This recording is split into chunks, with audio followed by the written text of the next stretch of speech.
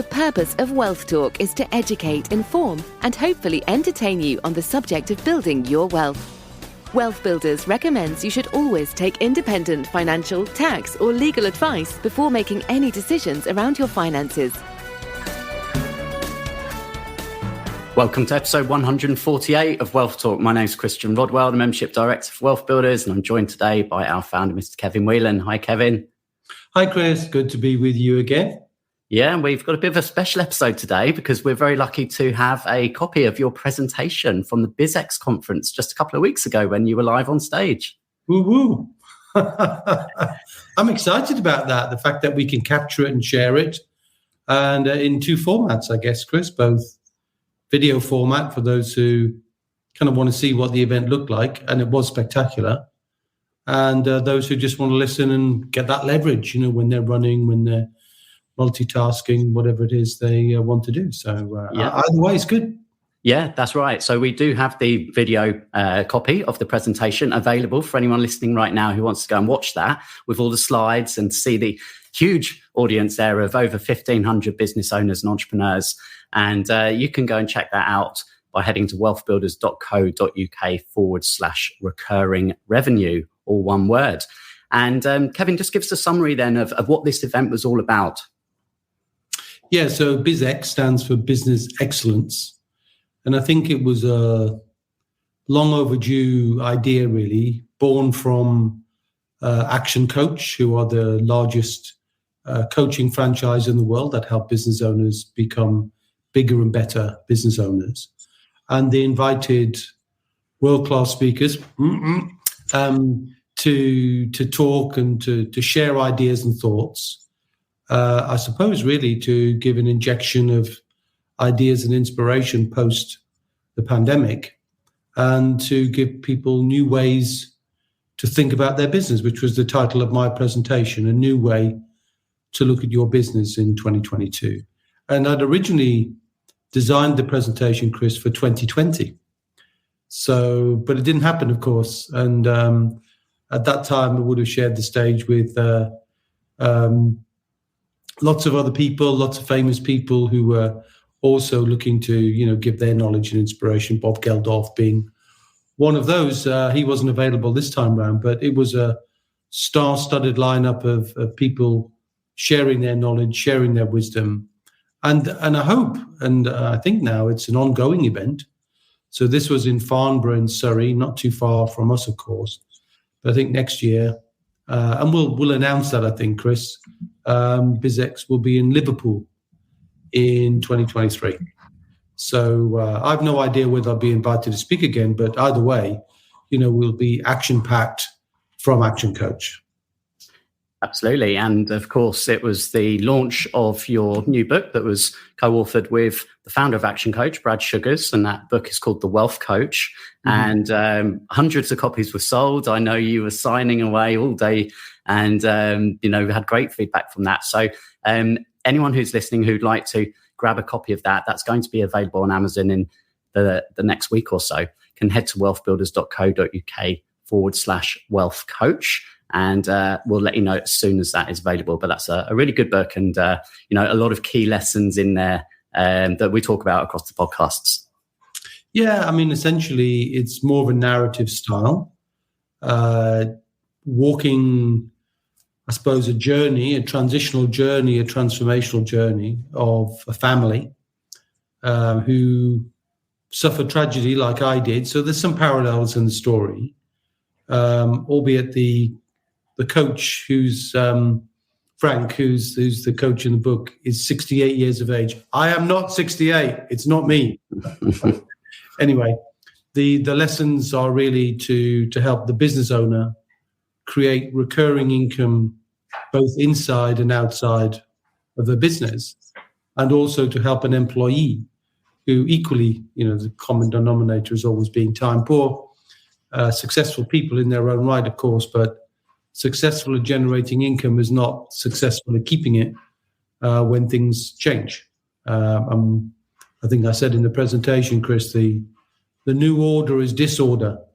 And that's certainly true. And I think for employees or for business owners, getting recurring income in your life as a way to become financially bulletproof, whatever wind blows upon us from an economic viewpoint, or whatever would come at us from left field, which so many things we haven't predicted in recent years, and I'm sure there are more of those coming down the pipe. Yeah, so here we go with the live presentation. This was from the 31st of March of this year at the BizX conference. And don't forget, if you want to watch the video of Kevin on stage with all the slides, head to wealthbuilders.co.uk/recurring revenue. And Kevin, we won't debrief this one, so we'll leave our listeners with this 30-minute presentation. Yeah, only one thing to correct though, Chris, because in the heat of the 1,500, sets of eyes, plus 500, of course, online, so there was a mixture, was kind of a hybrid event. I did say something which I now realize was factually incorrect, but not major. So there's a section there where I talk about being your own private bank, and that most people in business will get either nothing or 0.1. And I show an example there where I get 12% on my money, and I think I misguidedly referred to it as you'd have to leave your money in the bank for 240 years to get the same kind of return. Well, of course, it's 120 years, but that's still a very long time. And I think if anybody can help you get a return which is 120 times bigger than you get in the bank, I would still sit up and take notice. Yeah, we'll allow you that one when you've got all of those thousands of eyeballs staring back at you. So here we go. Enjoy the presentation. Well, good morning, ladies and gentlemen. And I have to say, I'm so delighted to see real faces, to be able to share and to celebrate being in business and what business is all about, and how appropriate it was. Did you notice when you drove in? It said the home of pioneering spirit. And I think our pioneering spirit has been tested, hasn't it, over the last few years. And therefore, I believe we've got good reason to be celebrating. And I just want to extend a quick note of thanks to Julie and the team at ActionCOACH, because I was invited to speak at this event 2 years ago. This is the longest speech I've ever done. And as a result, the perseverance that they put in to make this special, to get world-class speakers and thought leaders to share their ideas with you, I think is absolutely fantastic. Oh, thank you. Now, they demonstrated perseverance in great order, and I want to just say to you, persevere with me for the next 30 minutes. And do not, especially you high Ds, who nobody tells me what to do, right? Don't open the envelope, because what you'll get is a surprise and a gift from me that will bring you, and I promise you, good fortune. So, ladies and gentlemen, I'd like to invite you to look at your business in a new way, to look at your company through a new lens. In fact, two lenses. And if you do that, I promise you'll get two outcomes that I hope you would want. One, a huge increase in the value of your business. And number two, more free time than you ever thought was possible. Is anybody up for that? Oh, I'm in the right room. That's good. What I'd like you to be is to imagine you are an entrepreneurial magnet. A magnet that's attracting two streams, recurring streams of income, not income that you get from the same customer, not income that you trade time for money, but income that repeats and repeats and repeats. And if you can do that, you can become financially bulletproof. And in a world where the new order seems to be disorder, I think if we can get those recurring income streams coming in both inside of our business and outside of our business, then you can create that financial independence, whether you sell your business or whether you keep your business. But just as a reminder, over the last 2 years, us business owners, we've been through the mill, haven't we? I mean, let's just take a quick review of what's happened over the last 2 years. Who can remember Brexit? And we've seen other royal family indiscretions as well. Brexit, I mean, that just seems like a done deal now, isn't it? So long ago. Now, of course, once in a century we get something, a black swan event like coronavirus, and that's devastated many businesses. But just imagine the devastation going on in Ukraine right now. I mean, not just 3 million people over the last 3 weeks have become refugees, but imagine if you were in business in Ukraine and your business was devastated by an unjust war. I don't want to make a political statement. I'm not a political guy. I think he makes enough statements, doesn't he? And we've seen party politics in a whole new world, in a whole new light. And we've seen Rishi Sunak. And I believe Rishi's done a good job. I'm an economist myself, and I think he did a sterling job putting the power of the exchequer behind the lives and livelihoods as affected in coronavirus. But I'm sad to say, ladies and gentlemen, that it's we as the entrepreneurs, the backbone, the beating heart of the economy will be suffering as a direct result of this in two ways. Number one, the massive hike in corporation tax coming in 2023. And number two, well, you can see there that entrepreneurs' relief was slashed. Previously, you could sell a business for 10 million and pay 10% capital gains tax. That's been slashed to 1 million. Now, that's not just a cut, is it? That's just a huge slash. And what that means is it's denying us as the entrepreneurs that right, I think, that we have to gain the maximum value from the sale of our businesses. But I think the combination of the two will depress the value of our businesses. This isn't a depressing point, but I want to show you how to do things differently.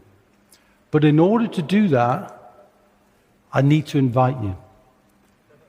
Do you want to take the blue pill or the red pill? What do you think?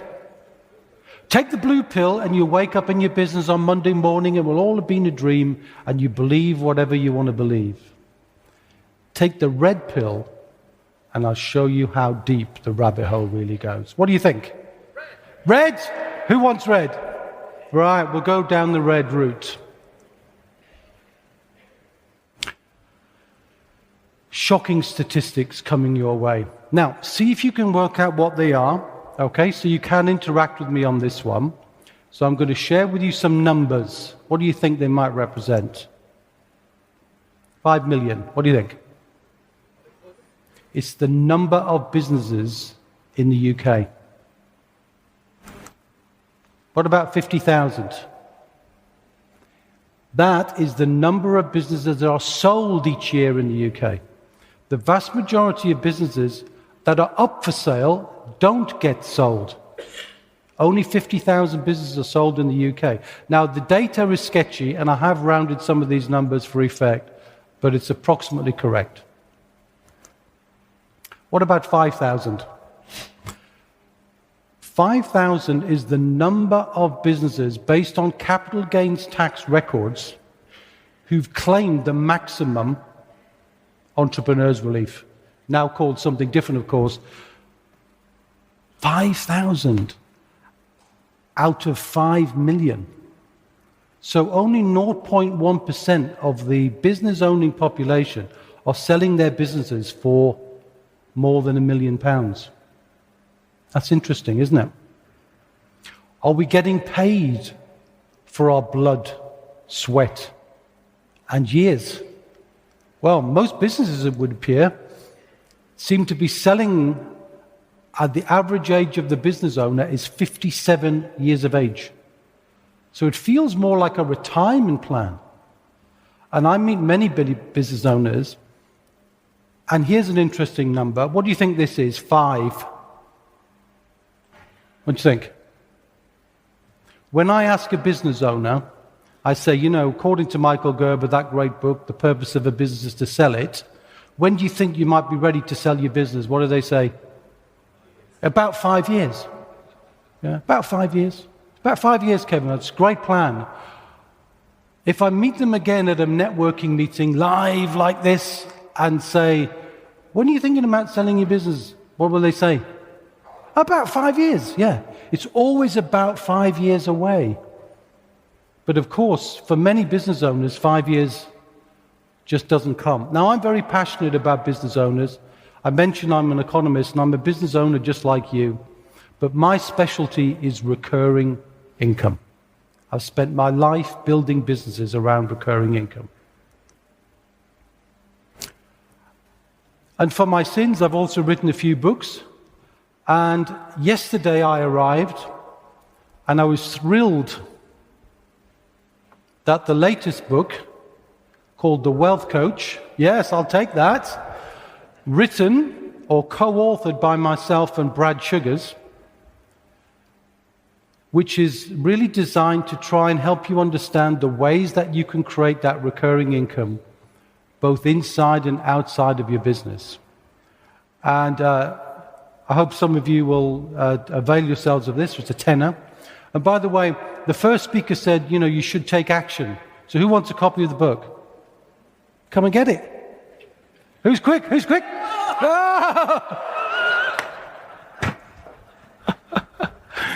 Oh, I love that. I love that. Now, I was long ago told by a speaker coach that if you have an accent, you need to tell people where it comes from. Otherwise, they'll spend more time concentrating on trying to work out where you're from instead of listening to the content. This is where I'm from. Anybody know where that is?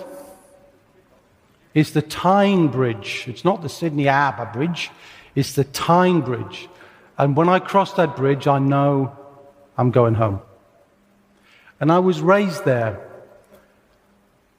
And when you live in Newcastle, my mum and dad came from a very poor background. My father, in fact, he had two choices when he left school at 15. You either went down the shipyard or you went down the coal mine. He went down the shipyard. And he was a worker in the shipyard, and my mother stacked razor blades in Wilkinson swords long before disposable blades and those sorts of things. And you know, he didn't do too well. You know, we lived in a council house, but he got lucky. Because he was a welder, and he was a very good welder. Do you remember when we used to explore oil in the North Sea? I mean, the whole thing's turning now, isn't it, about changing the way we evaluate fossil fuels. But he got a job in the North Sea with BP. And the money started to come in a bit more. It was worth much more to do welding on a pipeline than it was on ships, which, of course, now no longer are made there. And I discovered for the first time that he became a business owner, because when he was doing the work, he also noticed that BP and other companies needed more welders and needed more inspectors, and he created a business. And I remember him showing me something that I'd never seen before, and I guess, have you shown your kids this? It was a certificate of incorporation. It was a business. He created a business called ISL Limited, Inspectors, Supervisors, and Labour. And it was essentially an agent. And he would hire people, so he'd get paid for the work he did and paid a proportion of the work of others. And the money started rolling in. So we moved out of the council house from Biker. No, we don't know Ant and Dec, right? Not everybody from Biker knows them. And we moved to a house which he bought with a mortgage. And instead of having a Ford Anglia parked on the drive, we had a couple of cars, on the street really, because we didn't have a drive, a couple of cars then. And things were going swimmingly well until it all stopped. And I remember the year. It was a seminal year for me. It was 1985. Anybody old enough to remember 1985? I see a few grey hair, no hair, just like me, right? 1985, some great things happened, didn't they? Remember the mobile phones? You know, remember that brick? And the first electric car. 1985, did 20 miles on a single charge, but you could only Well, this was Clive Sinclair. I think he was way, way, way ahead of his time. Sadly, no longer with us, of course. But in 1985, I got a call, and it wasn't a call you expect.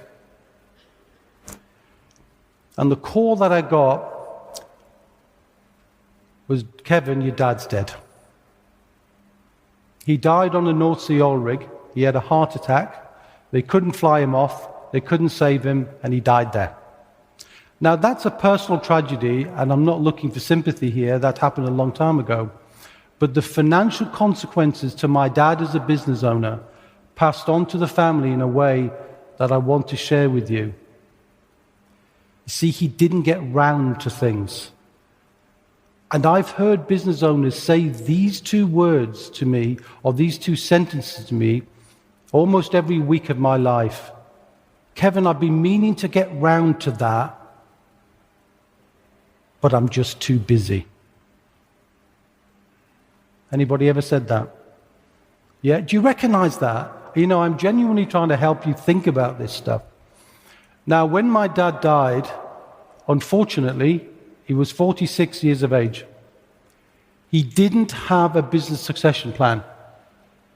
He didn't make a will. He didn't have life cover for the mortgage. He didn't do things that he should have done. Now, if I could ask him now, Dad, you know, you put the family in a position where we went backwards as a family, he would say, I was meaning to get round to it some, but I just got busy. Some of you maybe might want to make sure you've taken care of your families by doing your wills, doing your powers of attorney, but that's for another day. Now, immediately that effect on me, in 1985 I met my wife, I moved to London to find fame and fortune in employment, but I realized, you know, we were genetically cut from the same cloth. If I lived the same length of time, I simply couldn't save enough money as an employee. So in 1990, I stopped trading time for money and decided instead to become a business owner, just like you. And I built businesses, and my businesses reflected my interest in finance and money. And I built a mortgage broking business that I sold under license. I've got an IFA practice with many, many millions under management, a pensions administration company, and a wealth coaching and membership business that currently generates more than 7 figures in recurring, so I don't need to turn up for the money to turn up. And I'm going to show you how to do that in the remaining time that I've got. But this is my office is on a farm in Sussex, and when you work on a farm, you have different levels of risk you have to think about. Who can remember what this means? Anybody? What does it mean, sir? It's mad cow's disease. Now, mad cow's disease, ladies and gentlemen, is pretty rare. But I want to show you a disease that I see. That's not a pandemic, but it's completely endemic. And I call it mad entrepreneur's disease. And now the face is a man, but it could equally be a woman. And what I want to do is honor and pay respect to you for being smart. Because look at all the hats you have to wear. It's not like you've got a job and you do one thing, you've got to do everything, the sales, the marketing, the admin. You've got to build and manage all the relationships. And of course, you've got to build and grow your team. And that puts pressure on you, doesn't it? And where does that pressure show more than anywhere else? In your time. In your time. And I would want to encourage you, yes, to be smart, but be smarter. And the E stands for have an enterprise that works without you, and I'm sure Brad would be happy for me saying that. And R is generate recurring income, become smarter as an employee, as a business owner, And I think what I notice, the blind spots, when your bandwidth is affected, you have so little time to take care of some things that should be urgent, but they never get on the to-do list, so they never get to done. And one of those is recurring income. This is a pretty wealthy guy. and I think you can see what he said, if you don't find a way to make money while you sleep, in other words, recurring income, you'll work till you die. And that's true. I'm going to show you a case for recurring income and focusing on that, and then different ways that you can use to do that. Now, I remember I said to you, I want you to be an entrepreneurial magnet. And if you can generate recurring income, then you're already finding the E, which is the business is no longer dependent upon you. The income becomes predictable.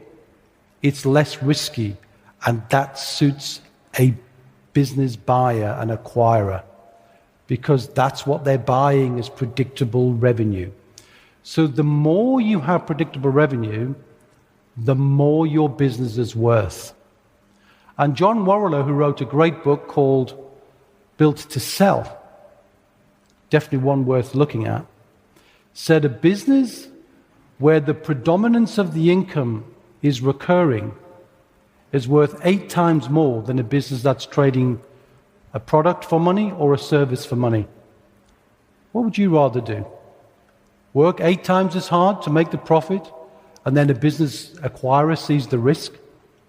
Or find a recurring method of generating that revenue so that you can sell that business for maximum value at minimum risk to an acquirer? And by the way, if you don't ever sell it, you pass it on to your kids, or you pass it on to your employees, or you keep it, it still gives you all the free time that you could have, because you don't have to show up in the business. The money shows up, but you don't have to. So take stock as you think about your business. How much money is coming, recurring, automatically? I don't mean the customer buys again, but it just comes automatically, time after time after time. And what could you do about that?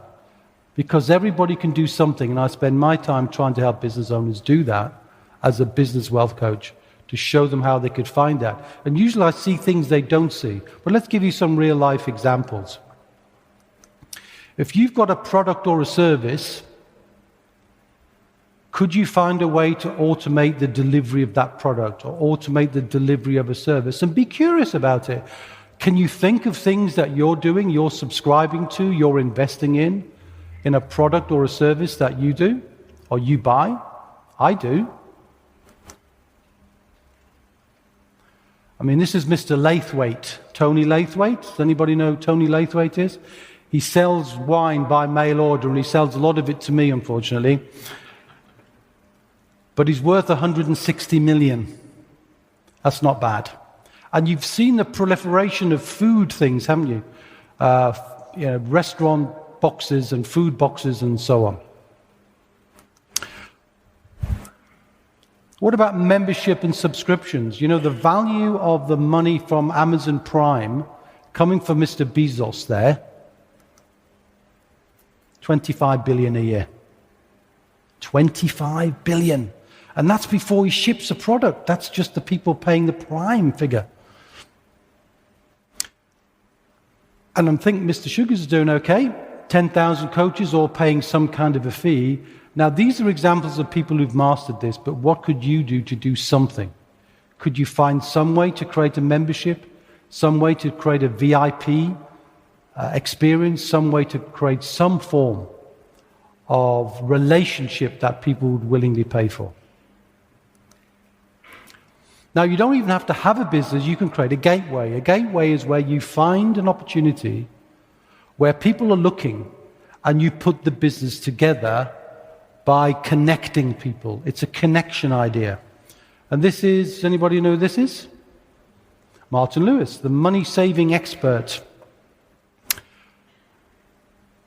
Sold his business for 90 million. So lots of good things you can do inside your business, but don't get tunnel vision. Don't get focused exclusively on what you can do inside of your business, but everybody can do something. And inside the book, there'll be some other reasons or some other ways. I can't show you everything in 30 minutes. So I'm going to show you 3 things that you can do outside of your business that anybody can do. And it's pension, property, and private bank. Private bank, Kevin, do I have a private bank? A private bank exists when you think about something in a different way. Do you remember that's the title of my presentation? If you've got more money in your business than you're taking out in dividends, then you're accumulating money where? In your bank account that somebody else is using and lending that money to a third party. Now, usually you get about 0% or 0.1% on the money that you've got. But I can show you how you can become a bank and use that money as a private bank. You can see this property here. This is a property on the Isle of Wight. It's a commercial property which I funded or part funded. And I loaned to this project £200,000 from my business. And I got 1% a month for 1 year. How much did I make? £24,000. If I'd had that money in the bank at 0.1, how many years would it take me to have earned that money? Yes, 240 years probably. If you can do the maths, even if I got the decimal point in the wrong place, it's a huge amount of time. So you can turn yourself into a private bank, and this is what I do, and this is what I show. And the returns can go back to the business for you to do what? Anything. So if you wanted to use that money to pay for a coach, an action coach, a wealth coach, or to pay for marketing or some other way to support your business or scale your business, you could do that. And this is what it turned into, which is just a commercial property that was turned into residential. My client, who is the developer, made 150 grand and I made 24 grand, and that was fine. And that's just using the money in your bank. The second is pension. Most business owners don't like pensions too much because they think it's a long-term play. But we saw earlier on, most people are in business for a long-term play because the average age is 57. But because you can ring-fence the money, it's protected from creditors. It's protected from legal action. It's protected from HMRC. You can use your profits and put it in a bank that then you get the tax back.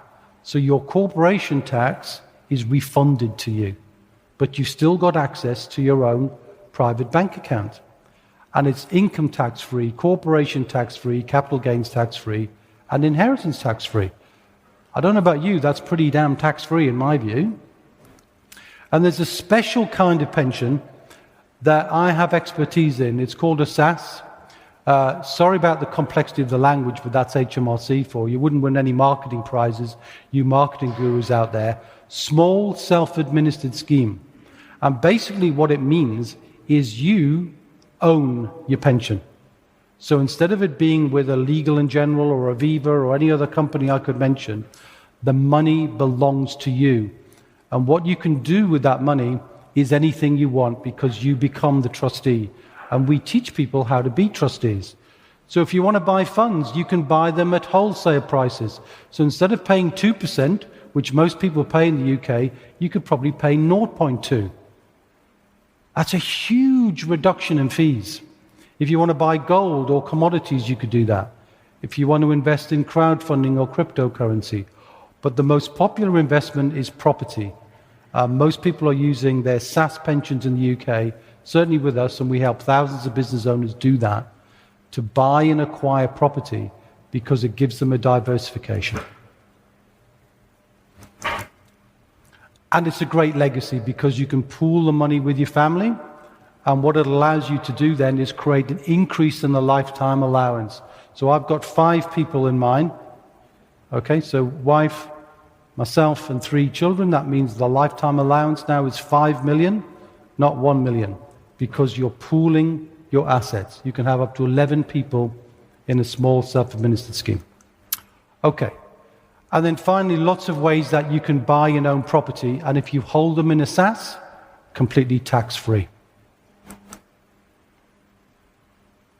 So lots of things that I think I can share with you and share with you more in the Wealth Coach book. Come and see us later on if you want to get access to that. But I'm going to leave you with a thought that when you go back to your businesses, I hope you've taken the red pill and not the blue pill, And although you don't have too much time, you've got time for a cup of tea or a cup of coffee and a little snack. And my favorite snack to have with my cup of tea is that. What is it? And of course, when we look at our business in a different light, we always know that Kit Kat wrappers are always, except when they're blue. And they were blue in the war because there wasn't enough milk to make milk chocolate and it was all dark. But the most fascinating thing about Kit Kats, and can you believe I'm talking about that, is in Japan. Because Kit Kat is not a confection, it's an obsession. And they have over 200 flavors of Kit Kats in Japan. And they sell millions and millions because the word Kit Kat in Japanese is kitu katsu. Literally means good luck or good fortune. And they use them to give gifts or good luck messages to children and to students in their exams. So I think you've probably already worked out what's in your envelope. You can open now, by the way.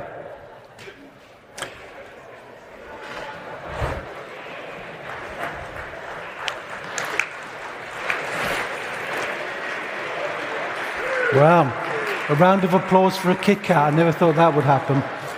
But what I would like you to do, ladies and gentlemen, is go back to your business. I've given you a two-finger Kit Kat, not because I'm cheap, because it's entirely appropriate. The first finger, I want you to have a cup of tea and go, snap. How do I create recurring income inside my business? And the second one, snap. How do I create recurring income outside of my business? And if you want to know how, when you've got that curiosity, I'll be here for the next few days with my team on a stand at the back called WealthBuilders, and we'll be happy to share with you how to do that. And when you do that, you are financially bulletproof. And I wish you, ladies and gentlemen, kitokatsu, good fortune. Thank you.